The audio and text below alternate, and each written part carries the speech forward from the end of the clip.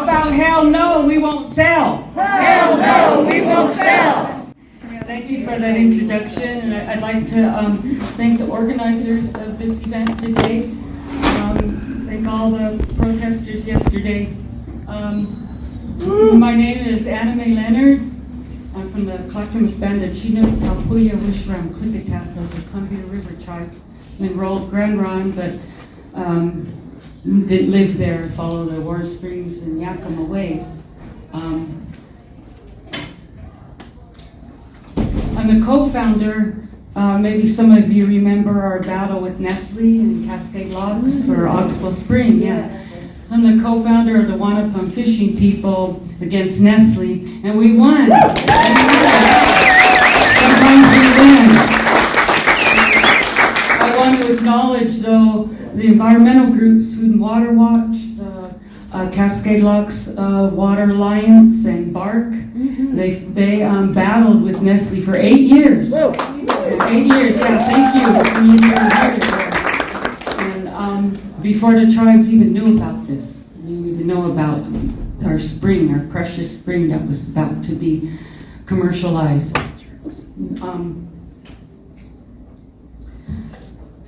This is one of our baskets, our huckleberry baskets. Basket's probably 100 years old.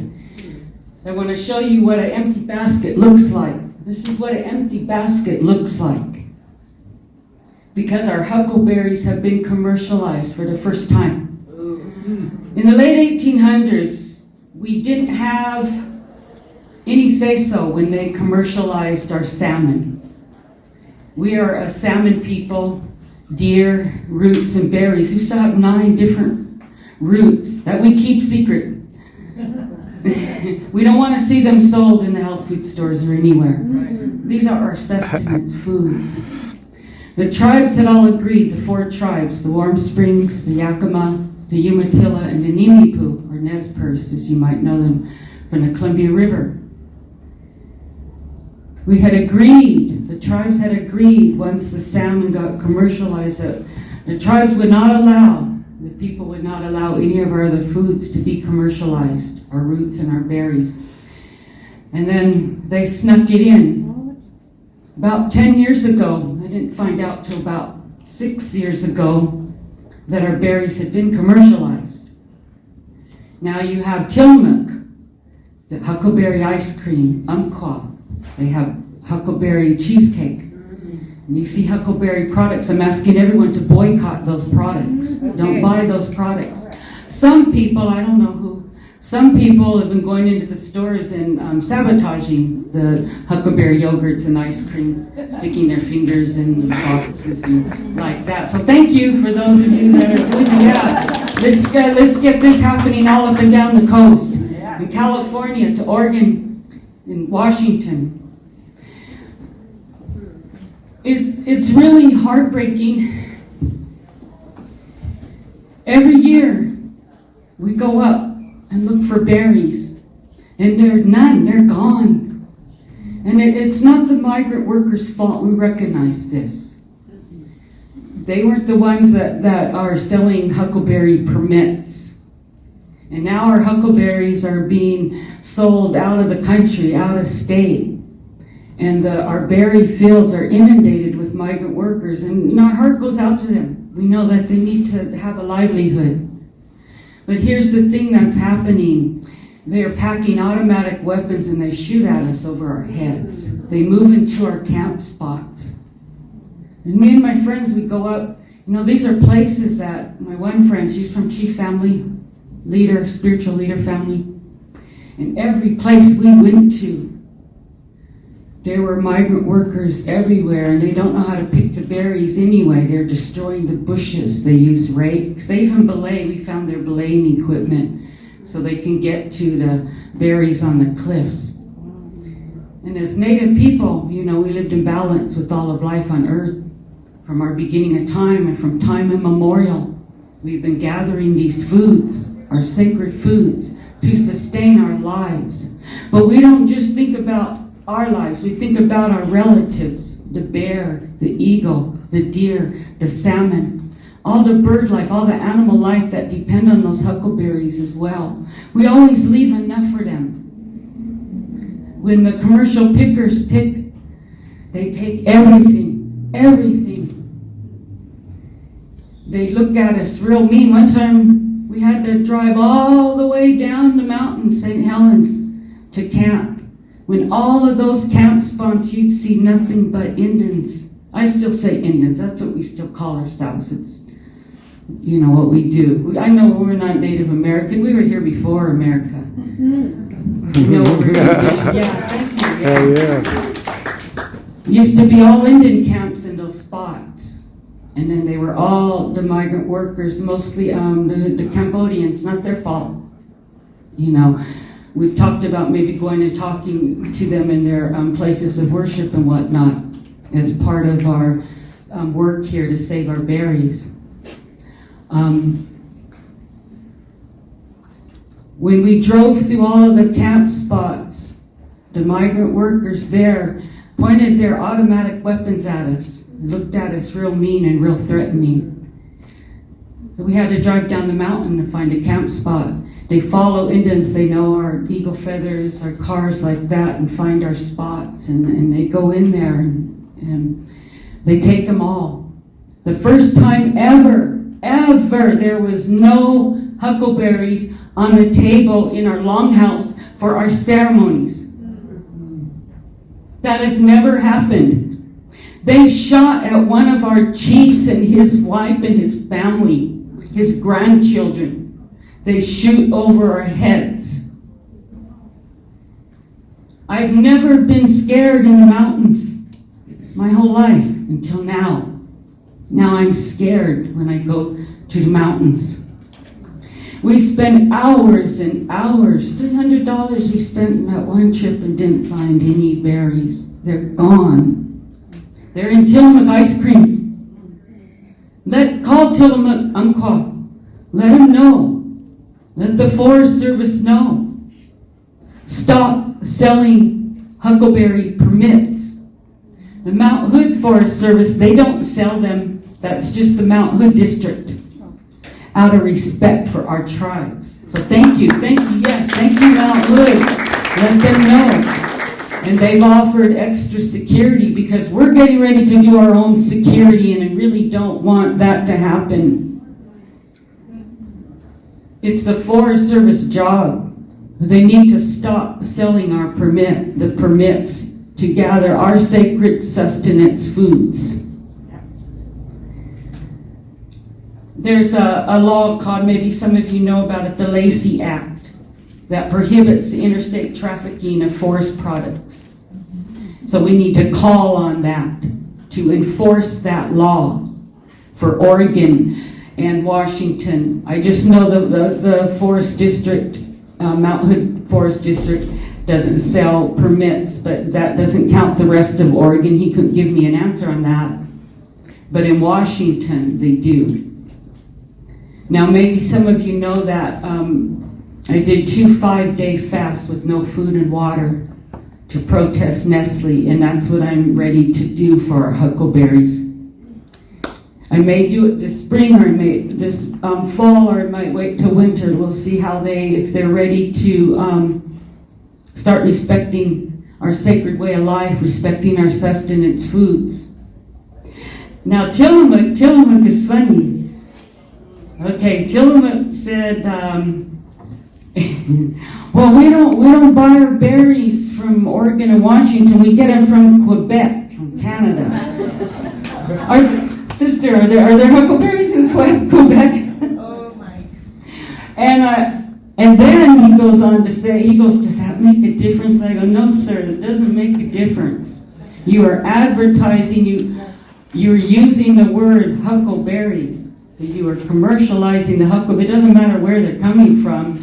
And why do you buy them from way over there? But, whatever.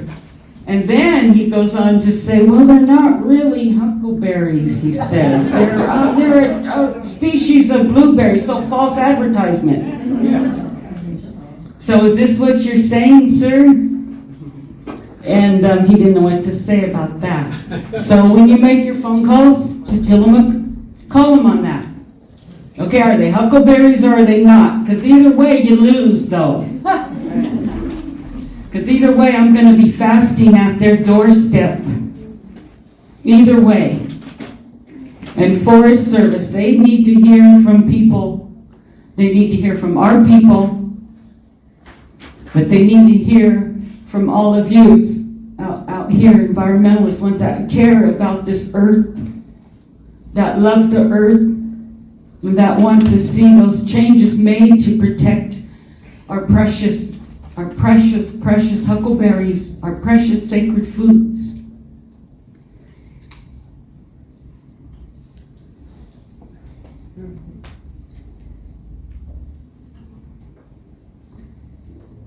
You know, our ultimate goal is to stop the permits.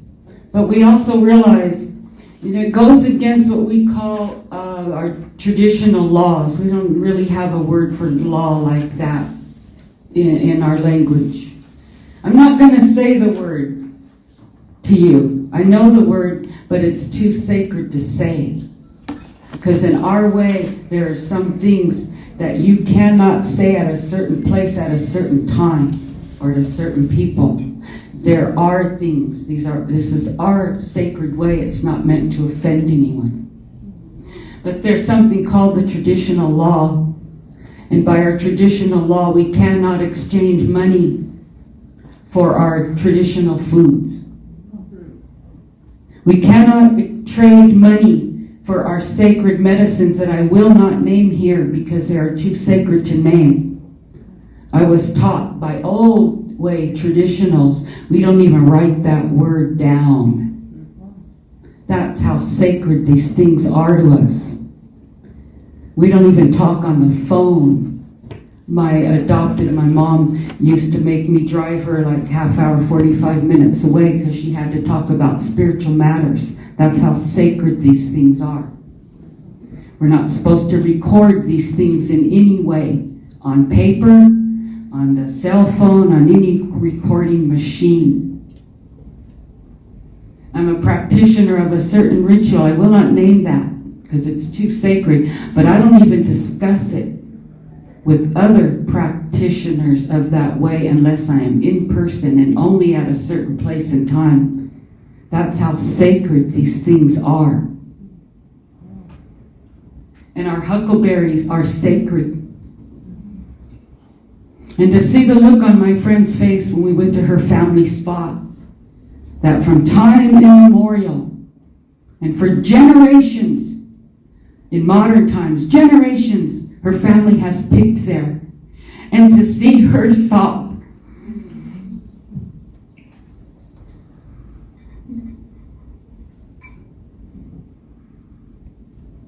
It was really hard to listen to her sobs in that mountain because there were no berries. And it like kills a part of you for us, for our people to see this.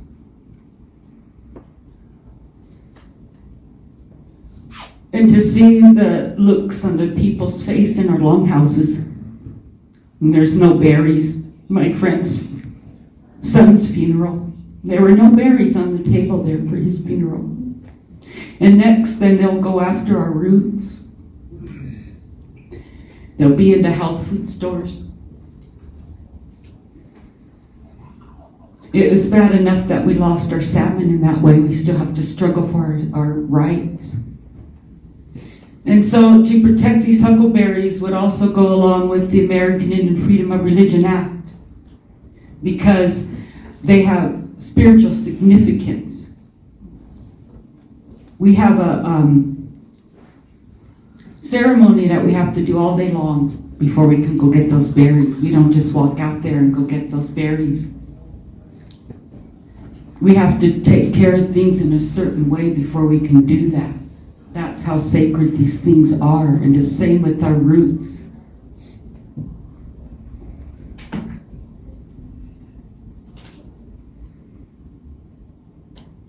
So I'm going to get on to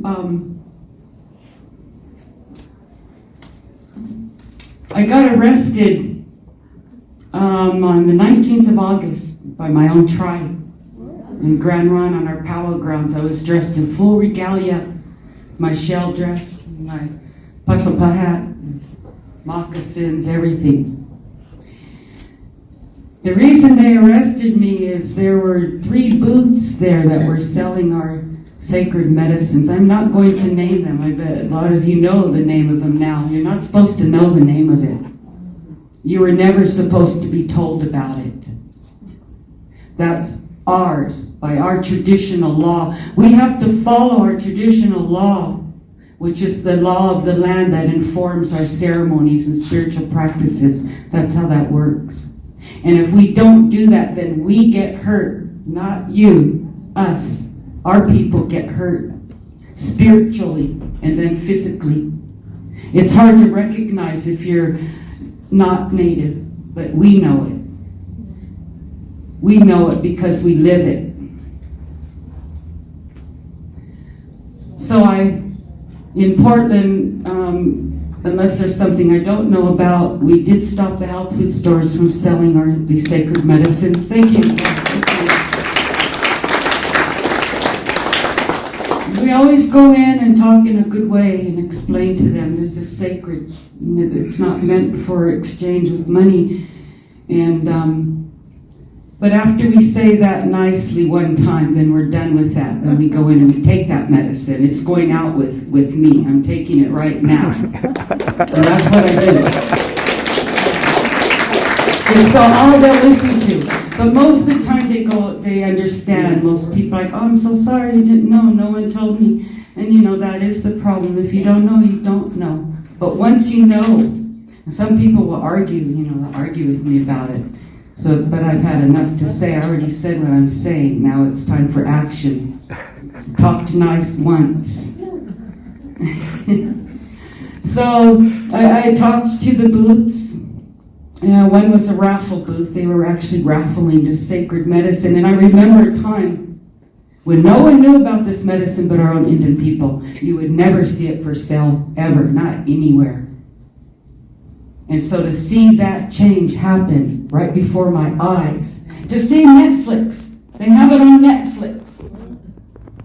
Amazon selling it by the boxful, and now one of the plants is going extinct.